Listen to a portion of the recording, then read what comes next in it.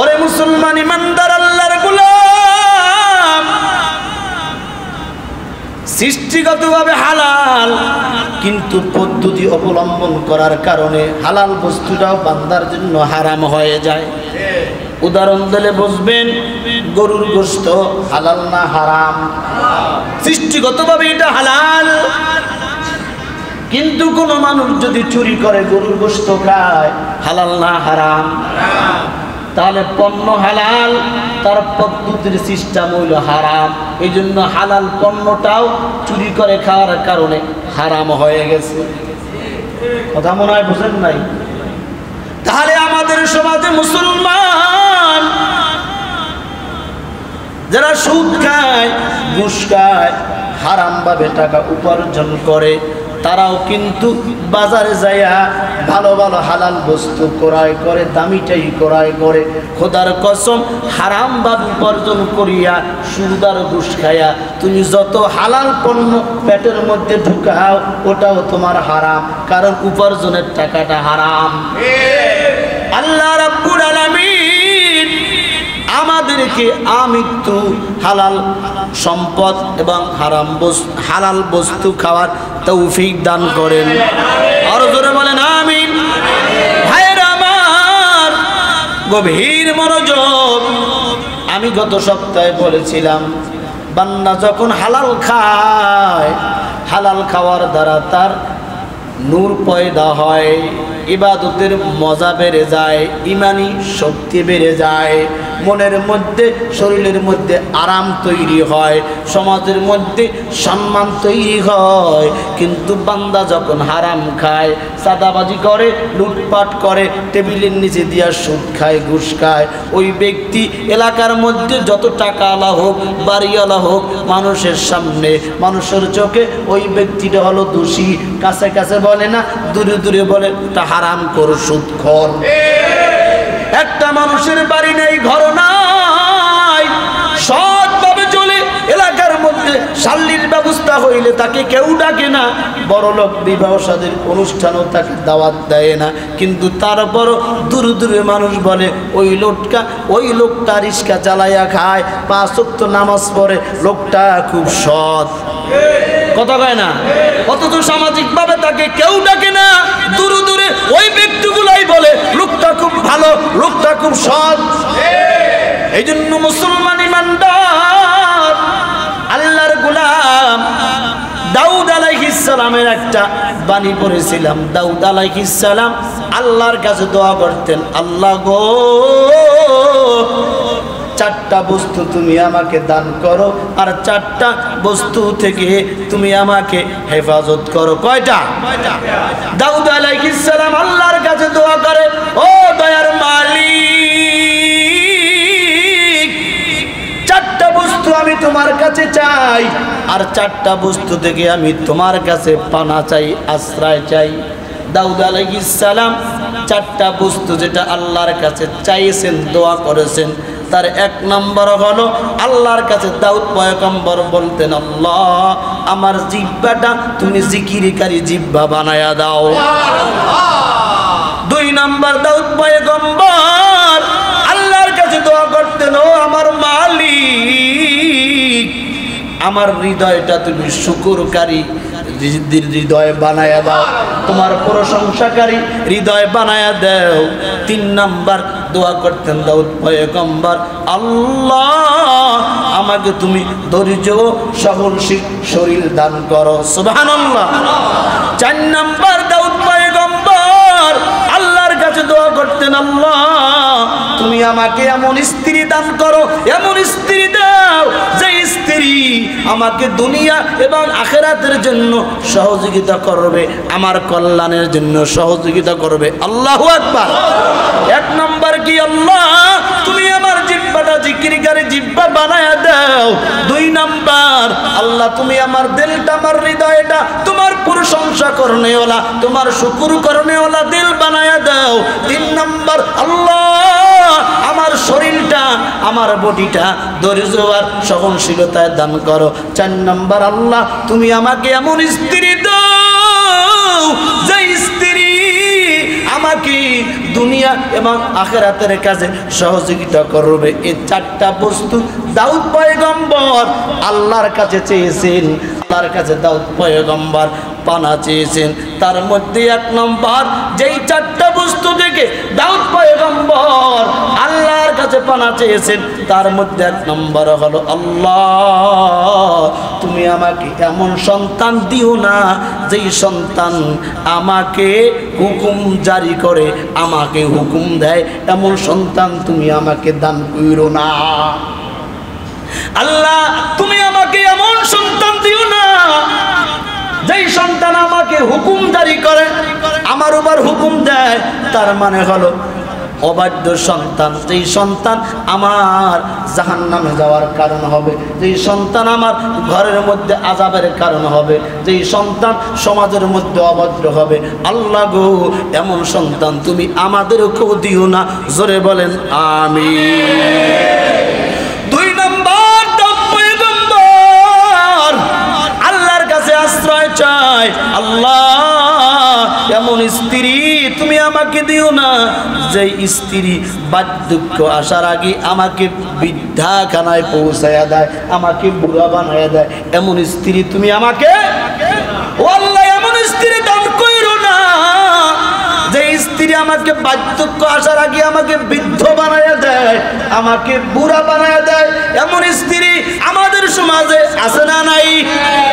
স্বামীর শান্তি নাই, ঘরে গেলে পুরুষের কোনো অভাব নাই, এমন স্ত্রী স্বামী সংসার আমাদের বাংলাদেশে হাজার হাজার আসে। বিবাহ করেছি ঠিক, কিন্তু স্ত্রীর হাতের রান্না খাইতে পারে না, চাকরানির রান্না খায়। শুধু তাই নয়, এমনও ফ্যামিলি আমার জানা মধ্যে আছে, কোটি কোটি টাকার মালিক, সন্তানও আছে, কিন্তু মনের মধ্যে শান্তি নাই, ঘরের মধ্যে শান্তি নাই। রাত্রের বেলা স্ত্রী ঘুমায় এক রুমে, স্বামী ঘুমায় আর এক রুমে, আছে না নাই? অথচ টাকা ফ্ল্যাটের মধ্যে ঘুমায়, এসির মধ্যে ঘুমায়, এসি গাড়িতে ঘোরে, কিন্তু ঘরে গেলে স্ত্রীর হাতের রান্না জোটে না। স্ত্রী কখনো চিন্তাও করে না, জিজ্ঞাসাও করে না, ও স্বামী আমার সারাদিন বাইরে ছিলাম, অফিস করছো, কাজকর্ম করছো, বলো তোমার কোনো অসুবিধা হয়েছিনি, তোমার মনটা খারাপ কেন? স্ত্রী কয়, তোমার মন খারাপ দেখা আমার কোনো লাভ নাই, তোমার মতো পুরুষ আমার পিছনে পিছনে 2-10টা ঘোরে। কি আছে না নাই? এমন আল্লাহওয়ালা বজ্জাত খবিশ স্ত্রী থেকে আমাদের প্রত্যেককে আল্লাহ হেফাজত করেন। তাহলে দাউদ পয়গম্বর আল্লাহর কাছে 2 নম্বর আশ্রয় চেয়েছেন, ও দয়ার মালিক এমন স্ত্রী তুমি আমাকে দিও না যে স্ত্রী আমি বার্ধক্য হওয়ার আগে আমাকে বৃদ্ধায় পৌঁছায়া দেয়, আমাকে বুড়া বানায় দেয়, আমাকে প্যারা দিয়ে দেয়। আল্লাহ এমন স্ত্রী থেকে তুমি আমাদেরকে হেফাজত করো। জোরে বলেন আমিন, আরো জোরে বলেন আমিন। 3 নম্বর, দাউদ পয়গম্বর আল্লাহর কাছে দোয়া করেন, যেটার জন্য আমি এই 8টা বলতেছি, যেটা আমার আলোচনার মূল টপিক, মূল বিষয়। 3 নম্বর, আল্লাহর কাছে দাউদ পয়গম্বর আশ্রয় চাই, আল্লাহ তুমি আমাকে এমন সম্পদ দিও না যেই সম্পদ আমার আযাব হবে, যেই সম্পত্তির কারণে আমাকে জাহান্নামে যেতে হবে।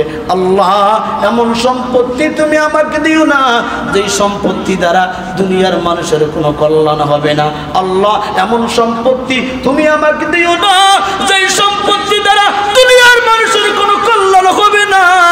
আল্লাহ এমন সম্পদ থেকে আমি তোমার কাছে আশ্রয় চাই, তোমার কাছে পানা চাই।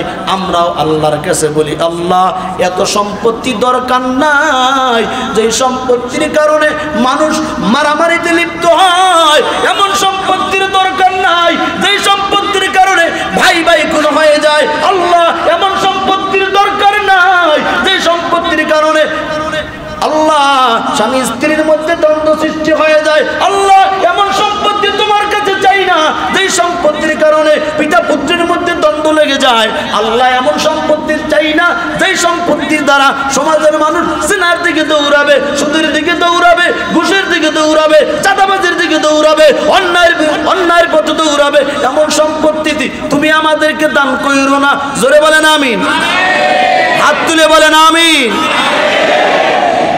তাহলে ভাইরা, দাউদ পয়গম্বর আজকে থেকে কত হাজার বছর আগে দোয়া করেছে, আল্লাহ গো এমন সম্পত্তি তুমি আমাকে দিও না যেই সম্পত্তি আমার আযাবের কারণ হয়, যেই সম্পত্তি আমাকে জাহান্নামে নিয়ে যাবে, এমন সম্পত্তি আমাকে তুমি দান কইরো না। জিকির করি লা ইলাহা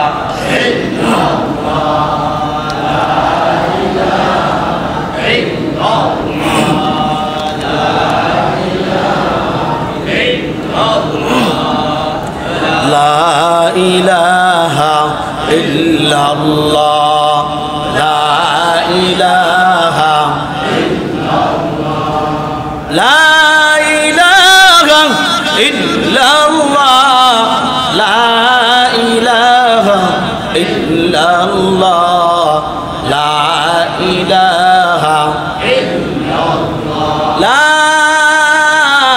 ইলাহা ইল্লাল্লাহ মুহাম্মাদুর রাসূলুল্লাহ। তাহলে আপনার আমার এই দোয়া আল্লাহর কাছে দোয়া করা দরকার আসেনি, আল্লাহ তুমি আমাকে এমন সম্পদ দাও যেই সম্পদ দ্বারা আমি হালালভাবে চলতে পারি, আমার ফ্যামিলি হালালভাবে চলতে পারে। আল্লাহ এমন সম্পদ তুমি আমাকে দাও যেই সম্পদ দ্বারা দুনিয়ার মানুষের, দুনিয়ার মাখলুকের কল্যাণ হয়, এমন সম্পদ আল্লাহর কাছে চাওয়া দরকার আসেনি, আসেনি? এমন সম্পদ দরকার নাই, এমন সম্পদ আল্লাহর কাছে চাই না যেটা অবৈধভাবে উপার্জন হয়েছে, আবার চোখের সামনে ক্ষমতার পালা বদলে বেকুকারি দিয়ে ভাঙ্গে ধ্বংস করে দিচ্ছে। আছে না নাই? হারাম ভাবে যারা উপার্জন করছে, ক্ষমতার পালা বদলে চোখের মিনিশেই অবৈধভাবে টাকা যারা পাচার করছে, অবৈধভাবে যারা বাড়ি করছে, আজকে সময়ের ব্যবধানে সেই বাড়ি, সেই গাড়ি, সেই ক্ষমতা কিছুই কাজে আসতেছে না। এই কথা বলেন ঠিক না বেটি? অতীত থেকে জাতি যদি শিক্ষা না নয়, এ জাতির কপাল, এ জাতির ভাগ্যের পরিবর্তন কখনোই হয় না। আল্লাহ তাআলা বলেছেন, কোন জাতি যদি তার নিজের ভাগ্যের পরিবর্তন ঘটাইতে না চায়, আমি ওই জাতির ভাগ্যের পরিবর্তন ঘটাই না।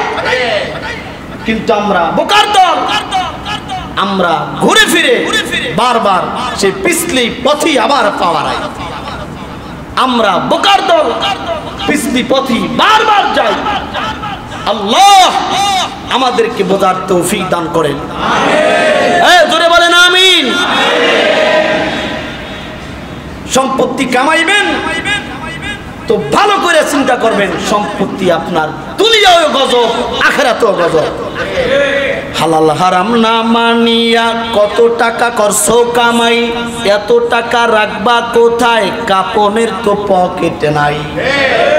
হালাল হারাম না মানিয়া কত টাকা করছো কামাই, এত টাকা রাখবা কোথায়, কাপনের তো পকেটে নাই। টাকা পয়সা লইয়া রে কেউ কি কবরে গেছে, তোর পিছনে মহা বিপদের সংকেত আছে। যত অভিযান, যত হামলা, যত মামলা, যত সন্ত্রাসী, যত চাঁদাবাজি, সব টাকাওয়ালার কারবার। এখানে কোনো গরিব নাই, কোনো রিস্কাওয়ালা নাই, কোনো দিনমজুর নাই, কোনো শ্রমিক নাই। কথা ঠিক না বাদি? কোনো আলেম নাই, কোনো ওলামা নাই, কোনো দিনদার ব্যক্তি নাই, কোনো নামাজি ব্যক্তি নাই, সব হইল তারা। এখন তো পরিস্থিতি এমন যে হক কথা বলা আগেও যাইতো না, এখনো যায় না। কন্ট্রোল করার চেষ্টা চলছে, কিন্তু কন্ট্রোল একজনই করতে পারে, তিনি কে? জোরে বলেন কে? এ জমিন আল্লাহর, কথা চলবে আল্লাহ। এই আমি আপনাদের কাছে একটা কথা বলতে মনে চাচ্ছে, মুসলমান কি? মুসলমান শব্দের অর্থ কি? আত্মসমর্পণ করা। কার কাছে? আল্লাহর কাছে। যিনি মুসলমান তিনি প্রত্যেকটা ক্ষেত্রে, জন্ম থেকে নিয়ে মৃত্যু পর্যন্ত সব জায়গায় আল্লাহ এবং আল্লাহ রাসূলের বিধান খুঁজবে। কথা বলে বুঝেন নাই? জন্ম থেকে মৃত্যু পর্যন্ত প্রত্যেকটা জায়গায় মুসলমান ইসলাম খুঁজবে, আল্লাহর বিধান খুঁজবে, রাসূলের তরিকা খুঁজবে, তখনই সে খাঁটি মুসলমান হবে। বর্তমানে সারা পৃথিবীর মধ্যে বাংলাদেশে জন্ম থেকে নিয়ে মৃত্যু পর্যন্ত কোথাও ইসলামের কোনো নিশানা নাই। ইসলামের নিশানাটা হলো কিছু কিছু মানুষ মাঝে মধ্যে নামাজ পড়ে, দাড়ি রাখে, হজ করে, যাকাত দেয়, মসজিদে দান সদকা করে, মনে করছে আমি ইসলামের বিশাল কিছু করে ফেলছি। ইনকাম হারাম, ইনকামের ব্যয়ের রাস্তা হারাম, চাল চক্কর হারাম, বিবাহ সাদের অনুষ্ঠানের মধ্যে যা হয় সব হারাম, মরার পরে যে কার্যকলাপ করা হয় তা হারাম, জন্মের পরে যে সমস্ত জিনিসগুলো করা হয় সেটা হারাম। কথা কন? এই যে বিবাহ অনুষ্ঠানের মধ্যে সারা বাংলাদেশ ব্যাপী চলছে দেখ কায়দায়, অধিকাংশ বিবাহ শাদী আমাদের কোরআন হাদিস ইসলাম বিরোধী হচ্ছে। চিন্তা তো নাই। সে তো মনে করছে আমি দাঁড়িয়ে রাখছি, নামাজ পড়ি, মসজিদে সব সেক্রেটারি, ক্যাশিয়ার, অমুক তমুক, আমি ইসলামের বহুত কিছু করে ফেলছি, গোড়ার ডিম কচু করতে পারা হয়। বিবাহ শাদীর যেই সিস্টেম আমাদের দেশে চালু হয়েছে, তা আপনাদের কি মনে হয় কোরআন সুন্নাহ মোতাবেক? আকিকার অনুষ্ঠান কোরআন সুন্নাহ মোতাবেক? কথা কয় না। সুন্নাতে খতনার অনুষ্ঠান এটা কি কোরআন সুন্নাহ মোতাবেক? সন্তানের মুসলমানি করাইছে, সেখানেও গেট সাজাইয়া শত শত মানুষ দাওয়াত দিয়া ঢোল ডক্কর বাজাইয়া চান্দা কালেকশন শুরু করছে। কে? হালাল না হারাম? এই মেয়ে, আপনি আমাকে দাওয়াত দিয়েছেন, আপনার বাড়িতে আমি যাবো, খাইয়ে যদি আমার টাকাই দেওয়া লাগে, বলেন আত্মীয়তার বন্ধন কোথায়, ভালোবাসার বন্ধন কোথায়? কি টাকা দিয়ে মানুষকে হোটেলে, রেস্টুরেন্টে, বিভিন্ন জায়গায় টাকা দিয়ে খায়, আত্মীয়র বাড়িতে, স্বজনের বাড়িতে, বন্ধুর বাড়িতে টাকা দিয়ে খাইলে কিছু বন্ধুত্ব হলো? কথা বলেন, তা হালাল না হারাম? জোরে বলেন, হালাল না হারাম? সম্পূর্ণ হারাম। আপনি মানলেও হারাম, না মানলেও হারাম, বুঝলেও হারাম, না বুঝলেও হারাম। বিধানটা কার? জোরে বলেন কার?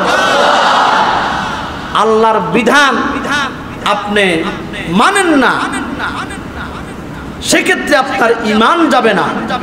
যদি আপনি আল্লাহর বিধানকে অস্বীকার করেন, যেটা আল্লাহ জুলুম করেছে, সঙ্গে সঙ্গে মুরতাদ আর কাফের হয়ে যাও। আমি নামাজ পড়ি না, সেজন্য আমি কাফের হব না, বেঈমান হব না। যদি আমি বলি নামাজ লাগেই না, একটা ভাওতাবাদী, সঙ্গে সঙ্গে মুসলমানের খাতা থেকে নাম কেটে যায়। কি কথা বুঝেন নাই? আমি রোজা রাখতে পারি না, আমার ব্যর্থতা। যদি বলি রোজা লাগেই না, এটা কোনো বিধান নাই, আল্লাহ জুলুম করেছে, সঙ্গে সঙ্গে বেঈমান হয়ে যায়। আল্লাহ আমাদেরকে বোঝার তৌফিক দান করেন। দুহাত তুলে বলেন আমিন। ভাইরা আমার, কষ্ট পাওয়ার সুযোগ নাই। আমি সব সময় বলি, যে কথাগুলো বলি এগুলা আমার বানানো কথা না, আর আপনাদেরকে হিট করার জন্য বলি না। আল্লাহ বলার তৌফিক দিয়েছেন। আবার কিয়ামতের দিন জিজ্ঞাসা করবে, ইমাম রে, ইমামতি করছো, বল হক কথা বলছো কিনা। তখন আমি ইমাম হইয়া যদি বলি আল্লাহ হক কথা বলি নাই, চাকরি চলে যাবে, মানুষ আমার বিরুদ্ধে লেগে যাবে, তাহলে ওই ইমামকেও আলেমকেও আল্লাহ জাহান্নামের মধ্যে জ্বালাইবে। কাজে আমি জাহান্নামে জ্বলতে চাই না, আল্লাহর কাছে আসামি হতে চাই না।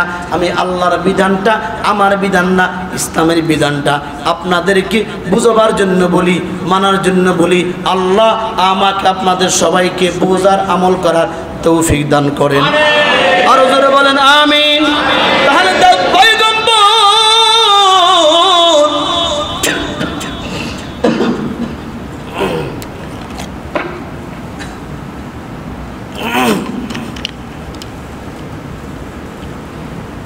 তিন নাম্বার, আল্লাহর কাছে আশ্রয় চাইলেন, আল্লাহ এমন সম্পত্তি তুমি আমাকে দিও না যেই সম্পত্তি আমার আযাবের কারণ হয়, এমন সম্পত্তি তুমি আমাকে দিও না যেই সম্পত্তি আমার জাহান্নামে যাওয়ার কারণ হয়।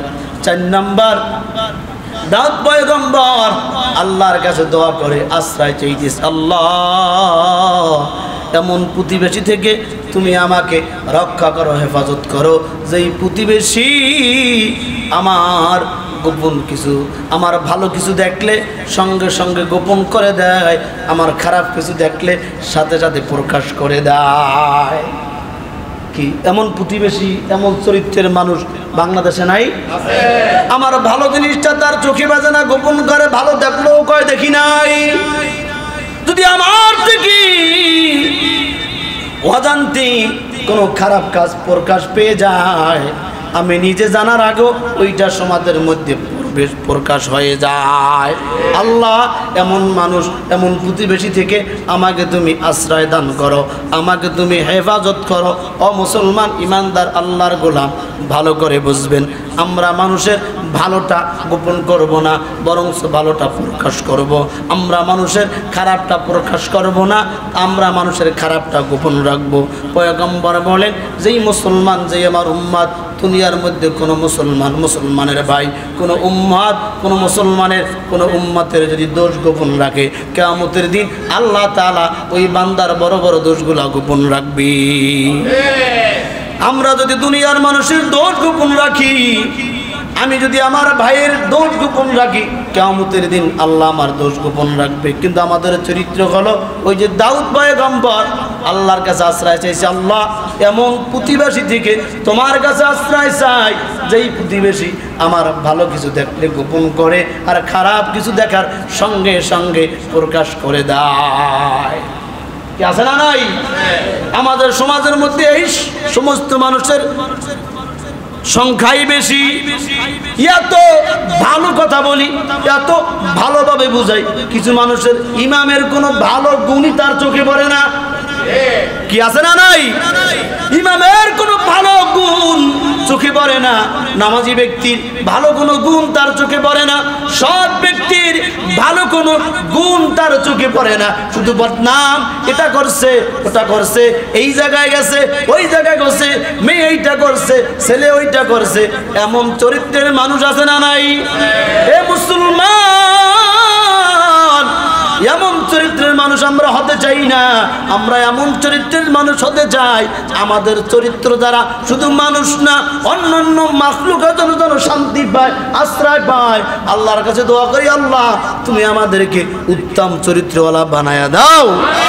আরো জোরে বলেন আমিন।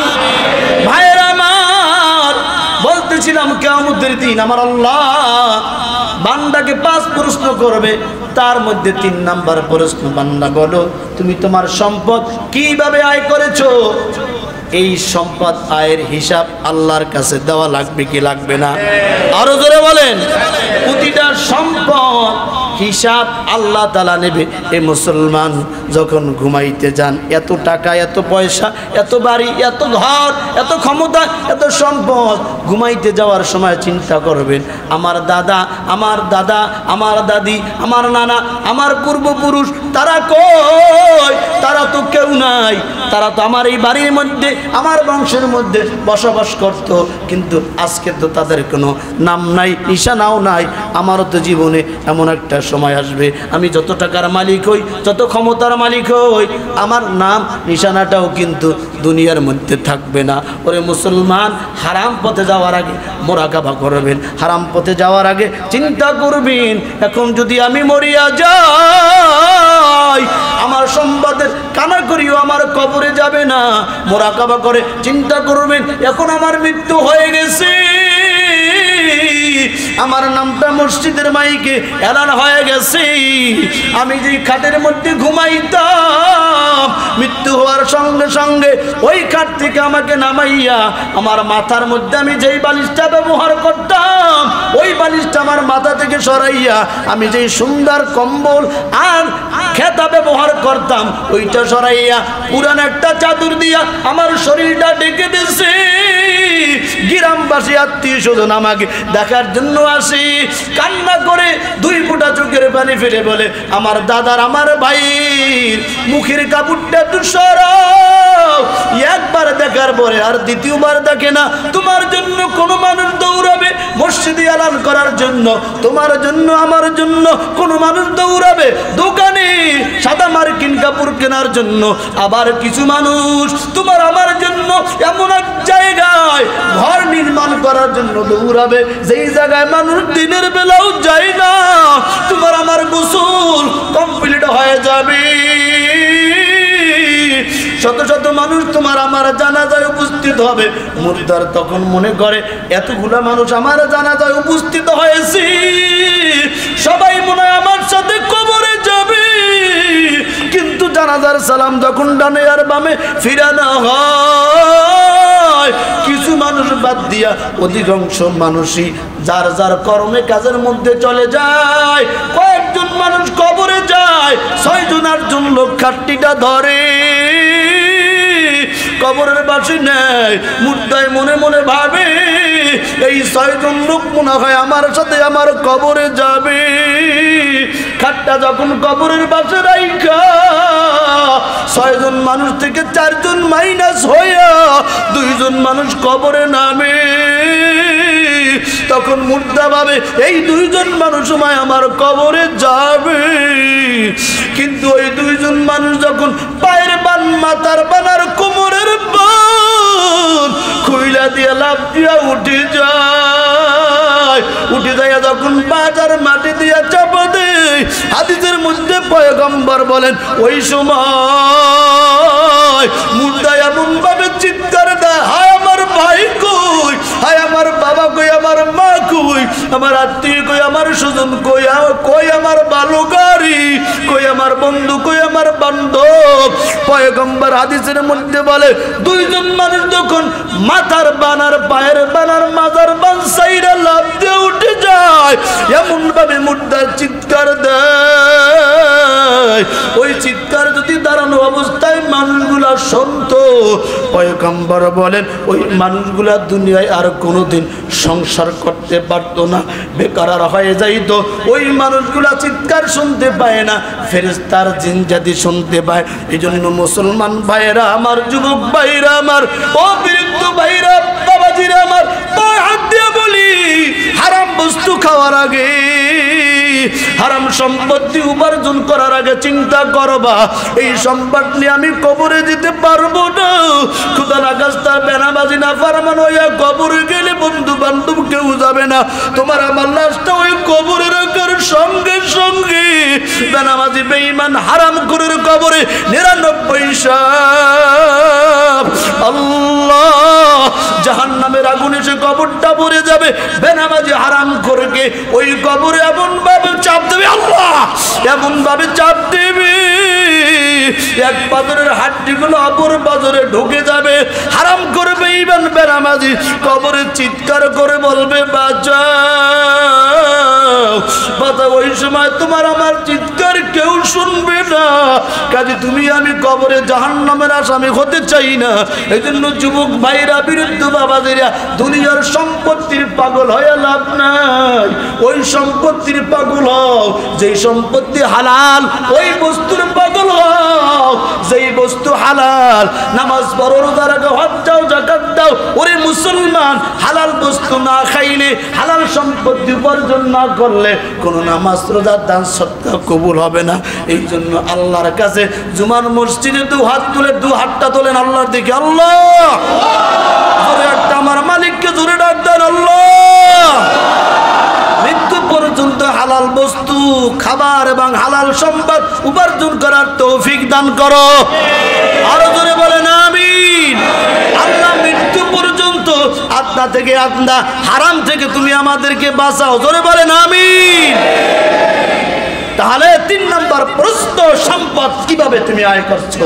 4th নম্বর প্রশ্ন, আয় করছো ঠিক আছে, ব্যয় করছো কিভাবে। আয় ব্যয়ের হিসাব লাগবে কি লাগবে না। যত সংগঠন আছে, মসজিদ কমিটি আছে, বছরে কিন্তু আয় ব্যয়ের হিসাব নেয়। এই কথা বলেন, আল্লাহ কিন্তু তোমার সম্পত্তি আমার সম্পত্তি, আয় আর ব্যয়ের হিসাব নেবে। এইগুলো আগামী সপ্তাহে বলা হবে। সে পর্যন্ত আল্লাহ পাক আমাকে আপনাদের সবাইকে সুস্থ রাখেন, ভালো রাখেন, সকল প্রকার